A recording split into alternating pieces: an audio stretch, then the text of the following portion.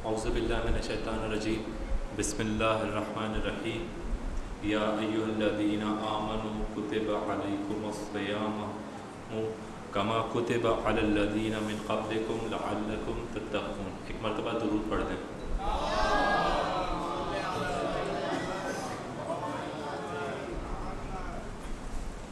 آج اس مختصر سے لیکچر میں آپ کو رمضان المبارک سے پہلے ہمیں کس طرح سے تیاری کرنی چاہیے اور کس طرح ہمیں رمضان المبارک کے دوران اپنا خیال رکھنا چاہیے جسمانی صحت کے حوالے سے، اس حوالے سے بہت ہی مختصر گفتگو ہوگی۔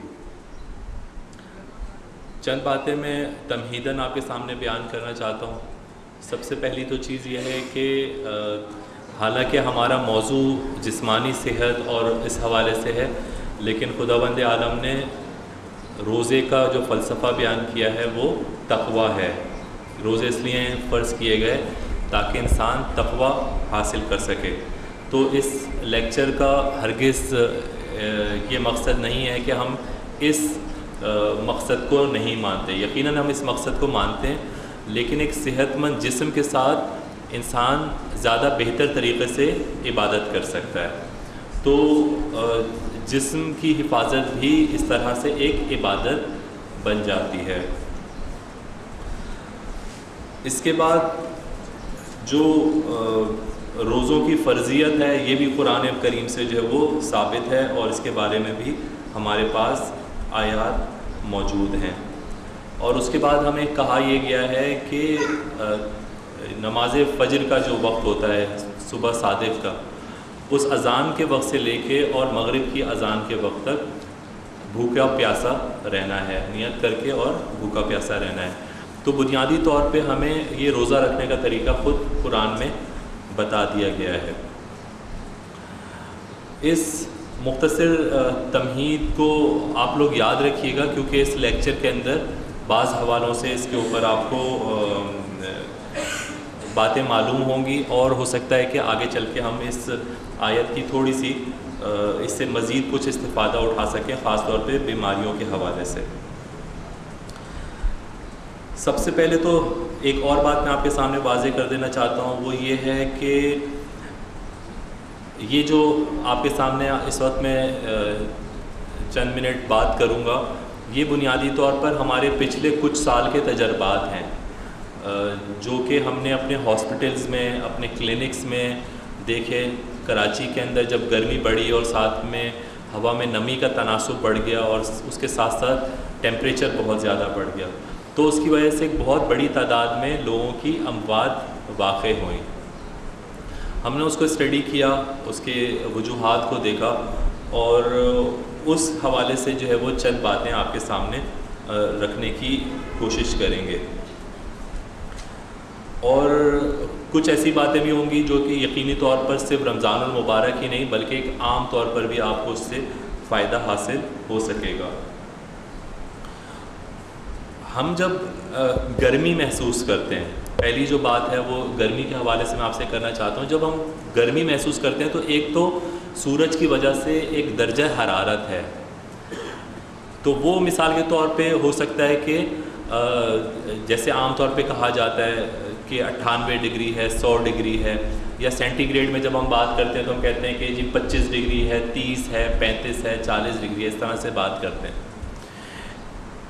لیکن جو ہمیں محسوس ہوتا ہے نا ٹیمپریچر، اس کے اندر نہ صرف ٹیمپریچر کا فرق پڑتا ہے بلکہ ہوا میں نمی کا تناسب کتنا ہے، اس سے بھی فرق پڑتا ہے۔ جیسے جیسے ہوا میں نمی کا تناسب بڑھتا جاتا ہے، ویسے ہی ہمیں جو فیل ہو رہا ہوتا ہے ٹیمپریچر، وہ فیلنگ بڑھتی چلی جاتی ہے۔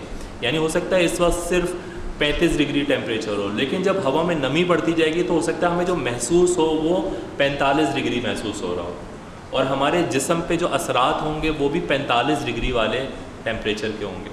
اسی طرح سے ہوا چل رہی ہے یا نہیں چل رہی، ہوا چل رہی ہوتی ہے، پسینہ سوکھ رہا ہوتا ہے تو ہمارا جسم ٹھنڈا ہوتا چلا جاتا ہے۔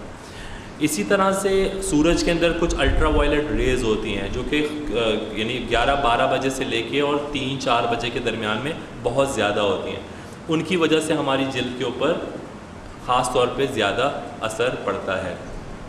تو یہ سب چیزیں جب آپس میں مل جاتی ہیں تو ان کی وجہ سے اگر ہم احتیاط نہ کریں. اچھا اس کے ساتھ اگر کوئی شخص روزے میں ہے تو پہلے ہی اس میں خون یعنی پانی کی کمی ہے, اور اس پانی کی کمی کے ساتھ جب اتنے ساری چیزیں اور مل جاتی ہیں تو بہت تیزی کے ساتھ انسان پانی کی کمی کا شکار ہو جاتا ہے, جسے ہم ڈی ہائیڈریشن کہتے ہیں, اور بہت تیزی سے اس کے جسم کا درجہ حرارت بڑھ جاتا ہے, اور وہ درجہ حرارت اگر فوراً واپس نہ لے کے آیا جائے تو موت واقع ہو سکتی ہے.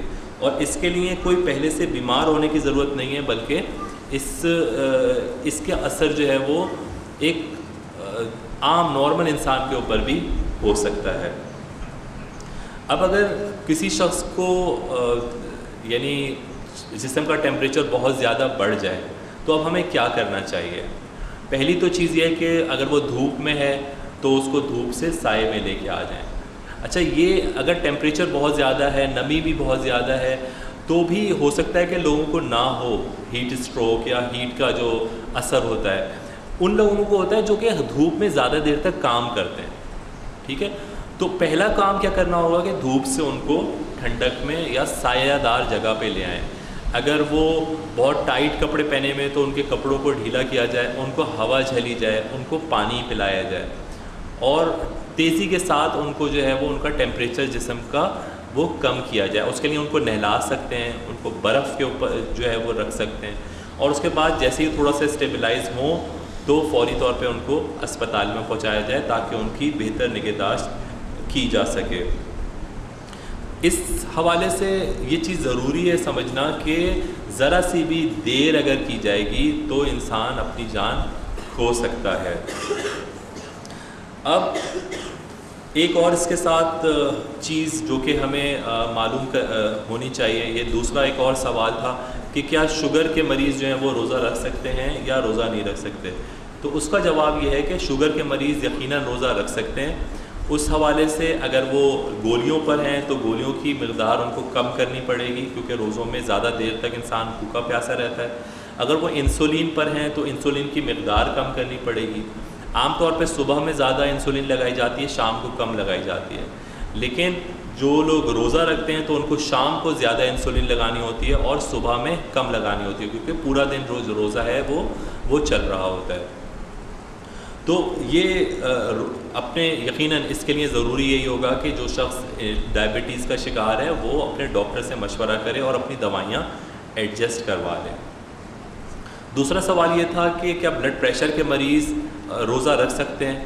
تو اس کا جواب جو ہے وہ یہ ہے کہ جی ہاں, بلڈ پریشر کے مریض بھی روزہ رکھ سکتے ہیں, لیکن اس کے اندر ایک احتیاط جو ہے وہ یہ ہے کہ کچھ دوائیاں ایسی ہیں جو بلڈ پریشر کنٹرول کرتی ہیں, لیکن ساتھ ساتھ جسم سے پانی کی بھی کمی کرتی ہیں, جن کے اندر کے فروسیمائڈ کے نام سے ہے یا ایمیلورائڈ کے نام سے ہے. یہ مختلف دوائیوں کے کیمیکل نیمز ہیں جو ڈاکٹرز لکھتے ہیں بلڈ پریشر کنٹرول کرنے کے لیے. لیکن جب انسان روزے کی حالت میں ہوتا ہے تو ظاہر سی بات ہے کہ اس کو پانی تو پینے کو اس وقت پہ نہیں مل رہا ہوتا, تو ان دواؤں کو جو ہے وہ یا تو بند کر دیا جاتا ہے یا ان کی مقدار کم کر دی جاتی ہے, یا صبح میں اگر دی جا رہی ہوتی ہے دوائیاں تو ان کو شام میں دیا جاتا ہے.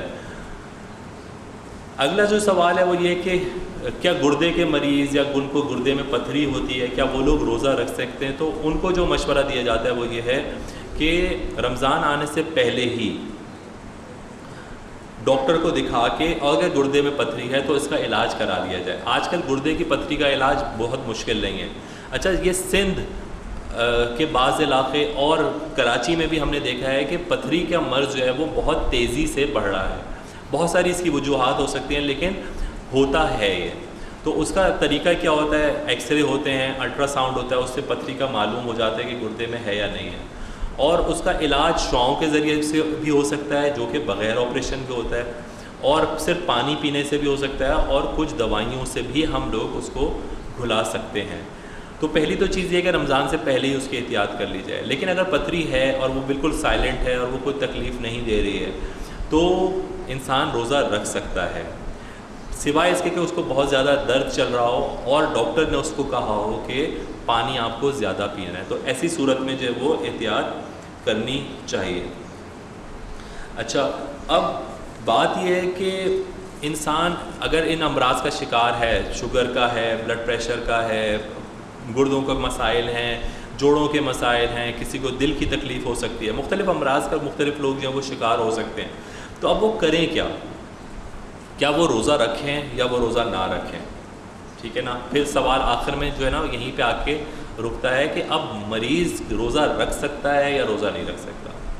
قرآن کی آیت کے مطابق تو آپ کو معلوم ہے کہ اگر قرآن میں کہا گیا کہ اگر آپ مریض ہیں اور مرض اگر سچ مچ میں شدت کا ہے، جو کہ علماء کرام کہتے ہیں کہ جس سے مرض کی شدت میں اضافہ ہو سکتا ہے یا صحت یابی میں دیر لگ سکتی ہے، یعنی کہ 4 دن میں آپ ٹھیک ہو سکتے تھے، نہیں 6 دن 10 دن لگیں گے، یا مثال کے طور پہ جان کو خطرہ ہے، ایسی بیماری ہے کہ اگر آپ نے روزہ رکھا تو ایسی صورت میں تو ظاہر سی بات ہے کہ روزہ نہیں رکھتے.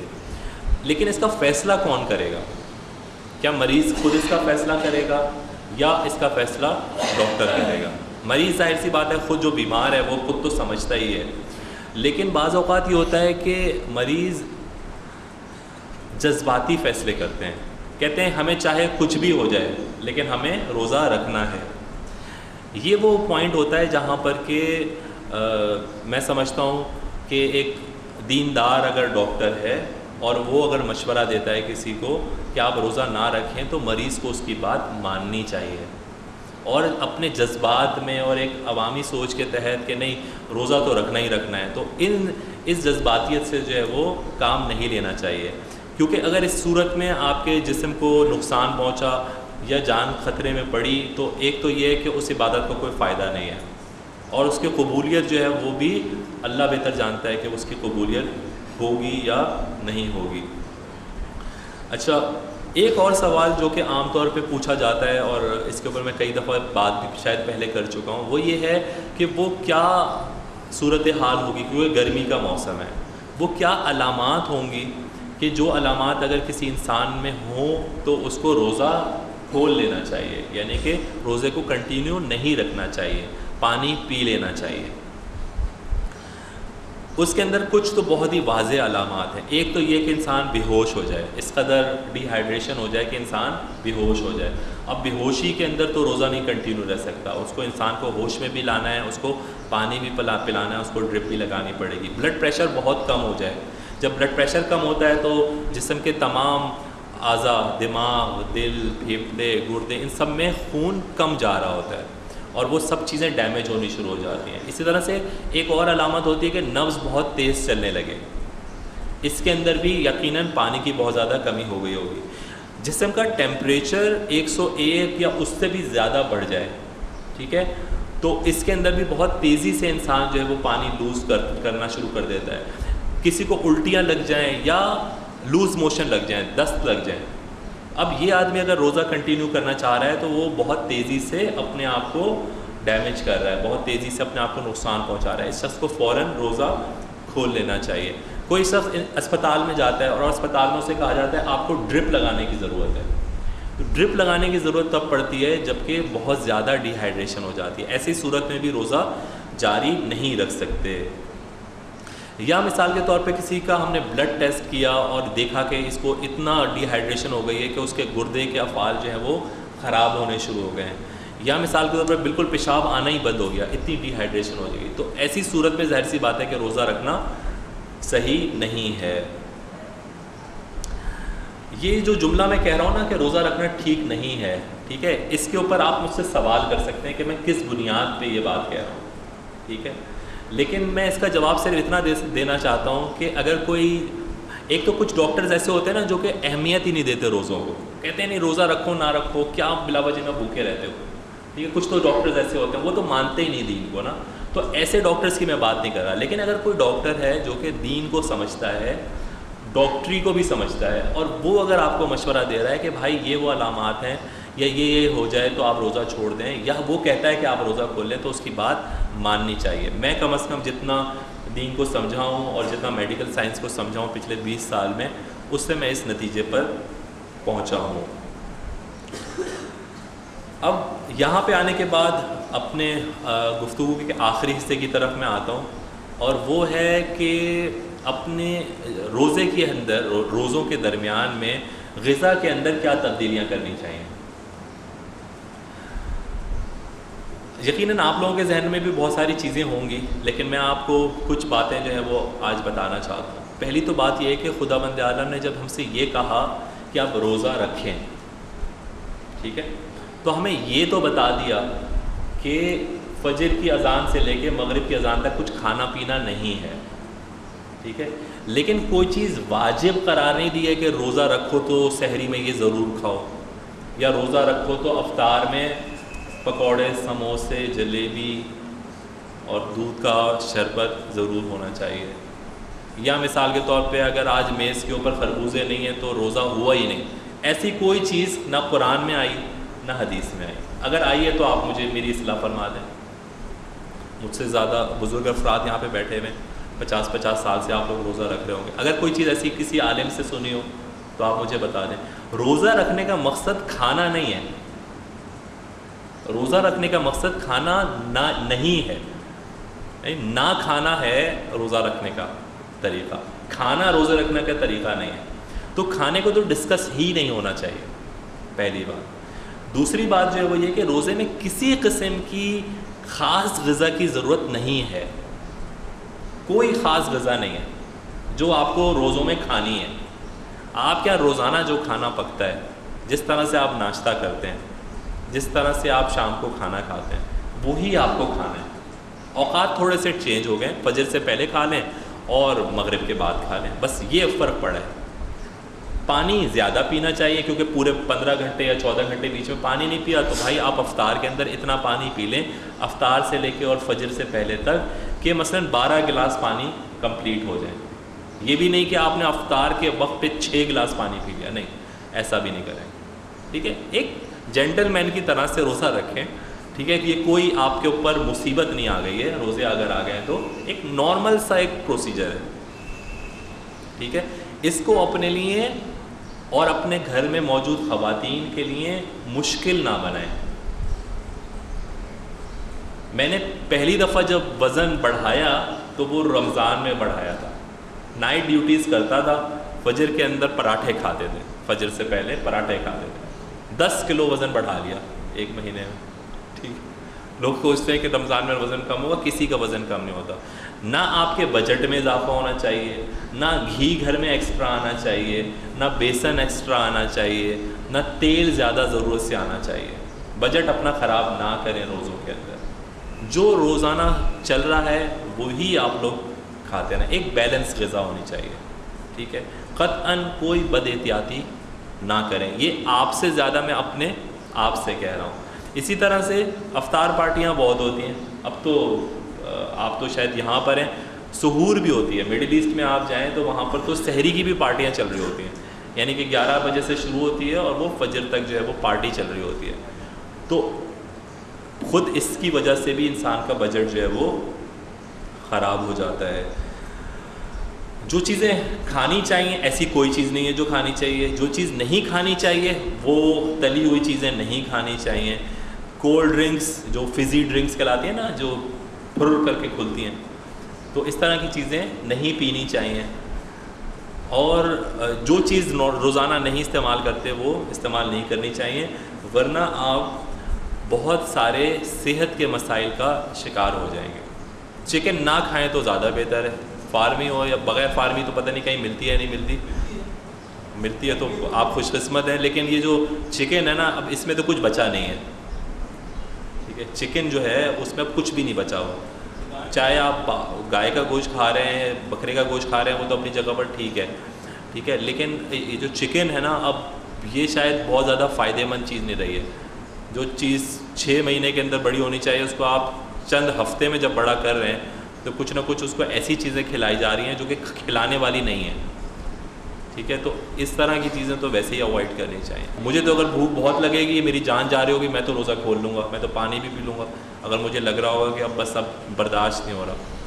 ہوتا ہے نا ایسا، جلوس میں نکل گئے آپ یوم القدس کے 21 رمضان کے جلوس میں، میں تو کہتا ہوں لوگوں سے کہ بھائی اپنے ساتھ ایک تھرماس لے کے جاؤ پانی کا، ٹھنڈے پانی کا، کہ اگر کہیں پہ اگر گرنے لگو نا تو کوئی تمہیں پانی پلا دے، ٹھیک ہے، اگر ضروری ہے جانا تو پانی ساتھ لے کے جائیں، ٹھیک ہے۔ بچوں کو لے کے جاتے ہیں لوگ، ان کو بھی روزے رکھوائے ہوئے ہوتے ہیں، تو بھائی پھر اپنے ساتھ پانی کی 2 بوتلیں لے جائیں، اگر بچ گئے تو بہت اچھی بات ہے، لیکن اگر کہیں جان کو خطرہ ہو تو کم از کم پانی تو ہو کہ ان کو بچوں کو پلا سکیں. اتنے سے بچوں کو لے کے جا رہے ہو. جب آپ شوگر کا مریض یا تو روزانہ ایک جیسا کھاتا ہے, ٹھیک ہے, اگر وہ ایک دن زیادہ کھا رہا ہے, ایک دن نہیں کھا رہا, پھر ایک دن کھا رہا ہے, ایک دن نہیں کھا رہا, اس کی شوگر کنٹرول میں نہیں آ سکتی, یا تو بہت ہائی ہو جائے گی یا تو بہت لو ہو جائے گی.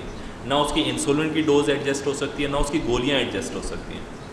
ایسا نہیں ہوتا. پتھری والا اثرات کے لیے میں نے جیسے پہلے عرض کیا کہ اگر ان کی پتھری سائلنٹ ہے, ان کو کوئی تکلیف نہیں دے رہی, تو وہ سائلنٹ ہے, ٹھیک ہے. لیکن اگر وہ تکلیف دینے والی ہے تو اس کا آپ روزوں سے پہلے علاج کرا لیں, اور روزوں کے درمیان میں اگر تکلیف ہوتی ہے تو بھی علاج کرانا پڑے گا. تو اللہ میاں نے یہی کہا تھا روزوں کے بارے میں کہ اگر بیمار ہو جاؤ تو بعد میں گنتی پوری کر لو, اگر نہیں رکھ سکتے ہو, اتنے کمزور ہو گئے ہو, تو بھائی اس کے بدلے میں ایک کھانا کھلا دو. اللہ میاں نے زحمت میں تو کبھی نہیں ڈالا. دیکھیں روزے ایک ایسی عبادت ہیں. ایک اور میں پوائنٹ کہنا چاہتا ہوں, اگر آپ لوگ اجازت دیں تو, اگر ناراض نہ ہو, بلکہ 2 باتیں کرنا چاہتا ہوں.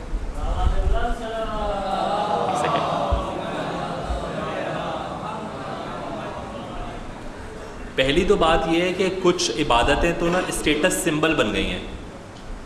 زیارت پہ جانا, عمرے پہ جانا, حج کرنا, بھائی بڑا پیسہ, بھائی ہر سال جاتے ہیں, اور بھائی تو چھوڑی نہیں آج تک نا, 10 سال ہو گئے. کچھ اسٹیٹس سمبل بن گئے, ٹھیک ہے نا. اور اسی طرح سے خمس, بڑا خمس نکالتے ہیں, جی یہ تو اتنی زکوٰۃ میں اتنی گائیں اور اتنی بھینسیں, اتنی بکریاں دیتے ہیں ہر سال, ٹھیک ہے نا. تو کچھ چیز عبادتیں نا اسٹیٹس سمبل بن گئی ہیں, ہونی نہیں چاہیے. لیکن کچھ اللہ نے عبادتیں نا ہم غریبوں کے لیے بھی رکھی ہیں, ٹھیک ہے. اس میں سے نماز ہے, روزہ ہے. لیکن اب روزے بھی اسٹیٹس سمبل بنتے جا رہے ہیں. اتنی بڑی افطار پارٹی کری, اس نے اتنے لوگوں کو بلایا, یہ کیا وہ کیا. تو ایک تو نا اس عبادت کو نا آپ غریبوں کی عبادت رہنے دیں, اس کو بہت مشکل نہ بنا دیں کہ بیچارہ غریب آدمی کہے کہ یار مطلب روزہ کشائی کے اوپر لگتا ہے جیسے کہ ولیمہ ہو رہا ہے. ایسے ہو رہی ہوتی ہیں روزہ کشائیاں. تو ایک تو مجھے آپ سے نا یہ بات کرنی تھی, ایک جملہ معترضہ آپ اس کو کہہ سکتے ہیں, لیکن یہ میں کہنا چاہتا, اس لیے لیکچر کے بعد کر رہا ہوں, اس کا میڈیکل سے تعلق نہیں تھا. دوسری جو بات کرنی تھی وہ یہ تھی کہ روزوں میں نا حلال چیزیں بھی حرام ہو جاتی ہیں. ایسے ہی ہے نا, فجر سے لے کے عشاء تک چند چیزیں جو انسان کے لیے حلال ہیں وہ حرام ہو جاتی ہیں. اس کے لیے آپ کو کوئی زبردستی تو نہیں کرتا نا. زبردستی پانی ہوتا ہے نا فریج میں رکھا ہوا, کھانا رکھا ہوا ہوتا ہے نا, روٹی رکھی ہوئی ہوتی ہے, پھل رکھے ہوتے ہیں, آپ نہیں کھاتے, حلال چیزوں سے بچتے ہیں. ہے ایسا ہی ہے, سب مانتے ہیں یہ بات, اور خود سے بچتے ہیں, کوئی زبردستی نہیں ہے. آپ کا روزہ ہے یا نہیں ہے اللہ جانتا ہے یا آپ, اور تو تیسرا کوئی نہیں جانتا نا. تو روزہ تو ہے ہی اللہ کے لیے, اللہ ہی اس کی جو ہے وہ جزا دینے والا ہے. یہی ایک حدیث میں بھی آیا نا کہ روزہ میرے لیے اور میں اس کی جزا ہوں, یا میں اس کی جزا دیتا ہوں, جس طرح سے بھی آپ اس کو دیکھ لیں. تو جب اس یعنی یہ وہ عبادت ہے جس میں ہم اپنے آپ کو حلال چیزوں سے بھی روک لیتے ہیں, ٹھیک ہے. تو اللہ تعالیٰ 30 دن تک ہم سے یہ پریکٹس کراتا ہے کہ اپنے آپ کو حلال چیزوں سے بھی روکو اور خود روکو اللہ کی عبادت کے لیے. تو اس 30 دن کے بعد باقی جو 11 مہینے ہیں ان سے کم از کم اپنے آپ کو حرام چیزوں سے ضرور روکنا چاہیے. جب 30 دنوں تک اللہ نے حلال چیزوں کے لیے اتنی پریکٹس کرا دی, تو اگلے 11 مہینے تک اپنے آپ کو حرام چیزوں سے روکنا کیوں مشکل ہو گیا ہے؟ بس یہ ایک فلاسفیکل کوشچن ہے میرے ذہن میں. اگر آپ میں سے کسی کے پاس اس کا جواب ہو تو مجھے بتا دیں. لیکن اللہ تعالیٰ نے پریکٹس اسی لیے کرائی تھی, میرے خیال میں اللہ تعالیٰ نے یہ پریکٹس اسی لیے کرائی کہ کسی طرح سے اب اس کو یہ پریکٹس کرا دو. اب حرام سے کیوں نہیں بچتے, یہ بات میری عقل سے باہر ہے. 11 مہینے ہوتا کیا ہے, ڈیفیکلٹ نہیں ہے دین, ڈیفیکلٹ نہیں ہے دین, ایزی ہے, صحیح ہے. باقی اور بھی طریقے ہیں, آپ باہر دھوپ میں نہ کھیلیں نا, روزے سے 2 گھنٹے پہلے جا کے کرکٹ کھیل رہے ہوتے ہیں نا, وہ نہ کھیلیں نا. دھوپ میں نہ جائیں دوپہر کو, آپ باہر نکلتے ہیں تو ہیٹ پہن کے جائیں, ہو سکتا ہے نا. بہت بھاگم دوڑی نہ کریں روزہ رکھ کے, تو پیاس نہیں لگے گی. لیکن یہ سب کچھ کریں گے تو پھر تو روزہ کھولنا پڑے گا. تو بچے اگر روزہ رکھ رہے ہیں تو والدین کی بھی ذمہ داری ہے کہ بھائی روزہ رکھوا رہے ہیں تو اس کو زحمت سے بچائیں.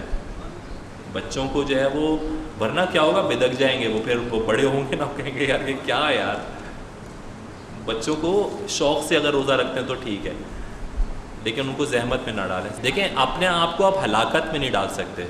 اگر یہ جو گرمی ابھی چل رہی ہے نا، اور اگلے 3-4 دن آپ دیکھیے گا کیسی گرمی آنے والی ہے 1 تاریخ سے 3 تاریخ تک. اس کے اندر آپ اگر اپنے آپ کو اتنی تیز دھوپ میں 1-2 گھنٹے 3 گھنٹے تک کھڑا رکھنا چاہتے ہیں، اور ساتھ میں ہم نے روزہ بھی رکھا ہوا ہے، اور آپ کو لگ رہا ہے کہ اب مجھے برداشت نہیں ہو رہا، اور آپ نہیں کھولتے، تو آپ یہ یقین کر لیں کہ آپ اپنے آپ کو ہلاکت میں ڈال رہے ہیں. یہ میں نہیں کہہ رہا کہ صبح آپ کو پتہ ہے کہ آج مجھے جانا ہے دھوپ کے اندر، چلو صبح ہی سے کھانا شروع کر دو، میں نے یہ نہیں کہا. ٹھیک ہے، تو یہ تو روزہ توڑنا ہو جائے گا. روزہ کھولنے میں، افطار کرنے میں اور روزہ توڑنے میں یہی فرق ہے کہ صبح اٹھے ہاں آج ہمیں جانا ہے حیدرآباد، چلو صبح رکھا ہی نہیں. یہ نہ رکھنا کوئی چیز نہیں ہے روزے کا. روزہ تو آٹومیٹیکلی ہوتا ہے. جب رمضان شروع ہو گئے تو بھائی پھر 30 روزے پورے ہونے ہیں، اور اگر نہیں ہونے تو وہ روزہ 60 روزے اس کے بدلے میں رکھنے پڑیں گے.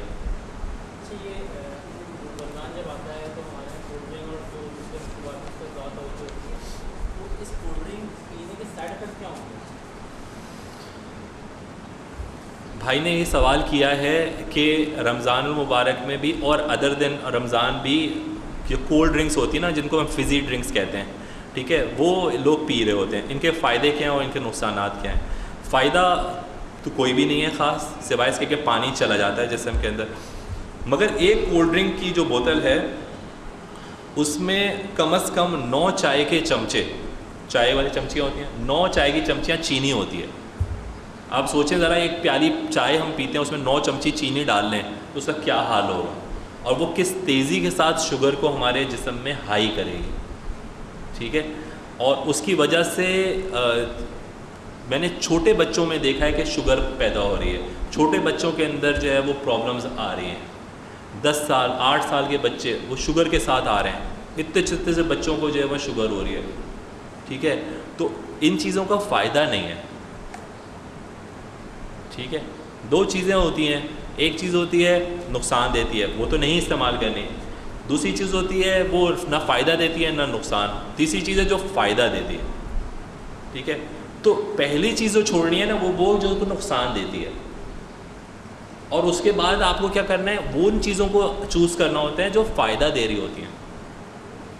ٹھیک ہے نا، تو یہ تو عقل مند لوگ تو اسی طرح سے سوچتے ہیں. تو قطعاً اس میں کوئی فائدہ نہیں ہے، ان فزی ڈرنکس کے اندر، ان کولڈ ڈرنکس میں کوئی فائدہ نہیں. نقصان مطلب کیا بتاؤں، نقصان ہی نقصان آتے ہیں اس کے اندر.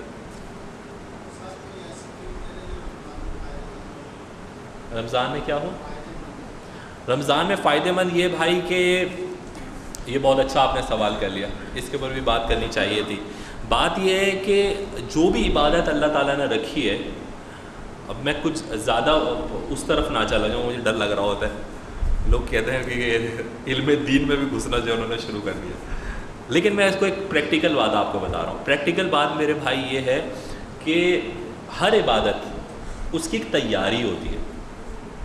حج پر جاتے ہیں تو جانے سے پہلے پیسے جمع کرتے ہیں نا، ٹھیک ہے، سال بھر کے بعد حساب لگاتے ہیں بھائی خمس دینا ہے. نماز ہے، اس کی تیاری ہوتی ہے نا، فجر سے کہ پہلے اٹھنا ہے، وضو کرنا ہے، نیت کرنی ہے، نماز پڑھنے مسجد تک پہنچنا ہے، تیاری ہوتی ہے. رمضان کی بھی تیاری ہوتی ہے. ٹھیک ہے، یہ جو رجب اور شعبان کے ایام ہیں یہ رمضان کی تیاری کے ایام ہیں. استقبال رمضان ہے، اتنا عظیم مہینہ آ رہا ہے، خداوند عالم خود اس کے اندر میزبان بنا ہوا ہے اور ہم مہمان ہیں. ٹھیک ہے، اس رمضان کے مہینے کی تیاری ہے. تیاری یہی ہے کہ اس 2 مہینوں کے اندر پریکٹس کریں، ان 2 مہینوں کے اندر کھانے پینے پہ کنٹرول کریں. اب رجب کا مہینہ گزرا ہے اور میں کہہ رہا ہوں کھانے پینے پہ کنٹرول کریں. کیسی متضاد باتیں کر رہا ہوں، وہ بھی اس محلے کے اندر. تو آپ سے سوال لیتا ہوں، ٹھیک ہے، تیاری کریں، روزے رکھیں. پیر جمعرات کا روزہ کہا گیا ہے، 13، 14، 15 کا روزہ کہا گیا ہے. شروع کے 3 روزے کہے ہیں، آخری کے 3 روزے کہیں، یہ کیوں کہے ہیں؟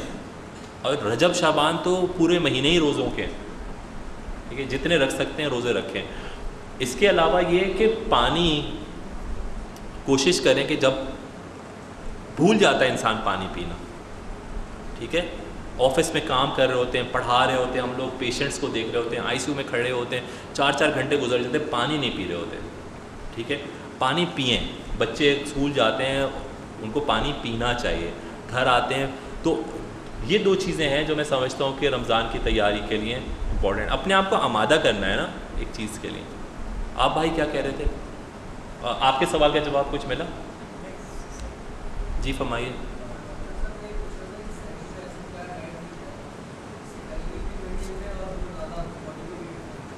جو روزانہ لیتے ہیں نا وہی لیں, کوئی ایکسٹرا چیز کھانے کی ضرورت نہیں ہے. ٹھیک ہے, صرف یہ ایک خیال رکھیں کہ صبح سحری میں اگر پانی پی سکیں 2-3 گلاس 4 گلاس تو وہ پانی ضرور پی لیں. یعنی اتنی دیر پہلے اٹھیں سحری سے, ٹھیک ہے, کہ آپ کچھ پانی پی سکیں. تبھی تو کہہ رہا ہوں کہ اس ویدر کے اندر پانی کی کمی کے زیادہ چانسز ہوتے ہیں. ایسی کسی چیز کا مجھے علم نہیں ہے. ہمارے اندر کوئی کوہان تو ہے نہیں جو اس کے اندر جا کے بھر جائے گا, ایسا تو نہیں ہوتا نا. پانی کی کمی تو ہوگی. آپ پانی کو ضائع ہونے سے بچا سکتے ہیں. ضائع ہونے سے کیسے بچائیں کہ بہت دیر تک دھوپ کے اندر کام نہ کریں. ٹھیک ہے, تو پانی تو کم ہوگا ہی ہوگا, وہ تو نہیں روک سکتے. لیکن جس تیزی سے کم ہوتا ہے, اس طرح سے ایکسرسائز کر رہے ہیں, ایکسرسائز نہیں کرنی چاہیے روزے کی حالت میں. ٹھیک ہے, پانی صبح پینا چاہیے, روزہ کھولنے کے بعد پانی پینا چاہیے. تو کوئی ایسی چیز میرے ذہن میں نہیں ہے کہ جو میں کہوں کہ ہاں بھائی یہ پی لو گے تو پھر پانی کی کمی پورے دن نہیں ہوگی. وہ تو 15 گھنٹے 14 گھنٹے روزہ رکھنا ہے. جی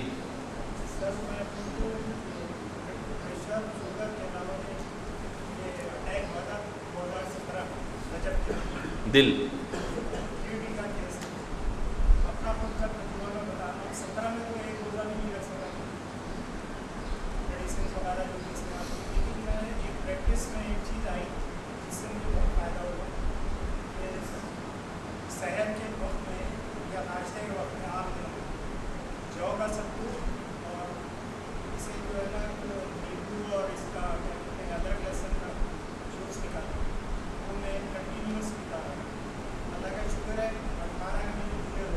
ماشاء اللہ شاباش زندہ رہے.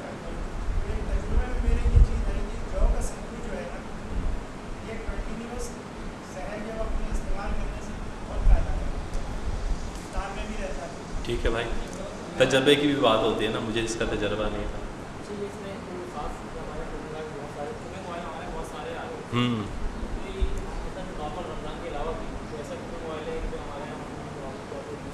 دا بیسٹ کوکنگ آئل اگر اس کی بات کریں تو اولیو آئل ہے. اولیو آئل بہت مہنگا ہے, ٹھیک ہے نا, 1100-1200 روپے کلو ہوتا ہوگا وہ, شاید وہ استعمال نہیں کر سکتے. دوسرے نمبر پہ وہ آئل جس میں اومیگا 3 زیادہ ہو, ان کو استعمال کرنا چاہیے. اومیگا 3 کس میں زیادہ ہے؟ مثلا کنولو آئل ہے جس کے اندر کے زیادہ ہے, اور آپ نیٹ پہ سرچ کر سکتے ہیں اومیگا 3 کس میں زیادہ ہے.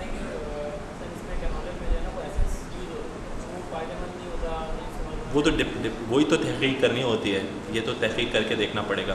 میرے ذہن میں کوئی خاص برانڈ نہیں ہے, لیکن یہ وہ چیزیں ہوتی ہیں جس کے اندر کہ اومیگا 3 زیادہ ہے, ٹرانس فیٹی ایسڈز زیادہ ہیں. تو مختلف کوالٹیز ہوتی ہیں جو کہ ہم فیٹس میں دیکھ رہے ہوتے ہیں.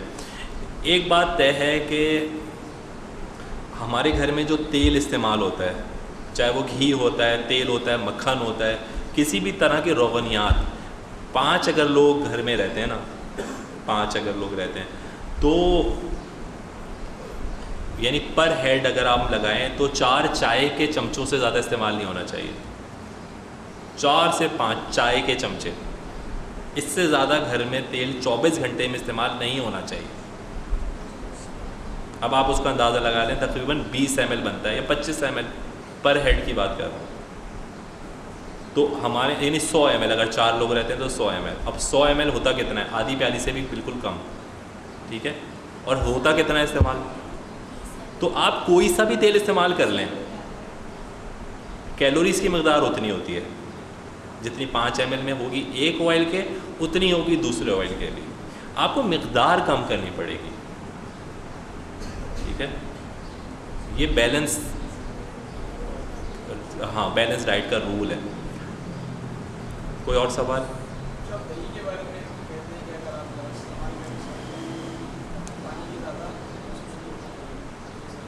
وہ جو چیزیں محسوس ہونے والی ہیں نا وہ تو ہر انسان خود ہی محسوس کرتا ہے. ٹھیک ہے, آپ تجربہ ڈیفینیٹلی کر سکتے ہیں. دہی کے اوپر کھیرے کھا رہے ہوتے ہیں لوگ, کچھ لوگ ککڑی کھا رہے ہوتے ہیں, انہوں نے ستو کی بات کی ہے, تو لوگ مختلف چیزیں ٹرائی کر رہے ہوتے ہیں. ٹھیک ہے نا, ایٹ دا اینڈ جو چیز جسم میں چاہیے وہ پانی ہے, اور اس کے ساتھ جو نمکیات ضروری ہیں وہ یہ دو چیزیں.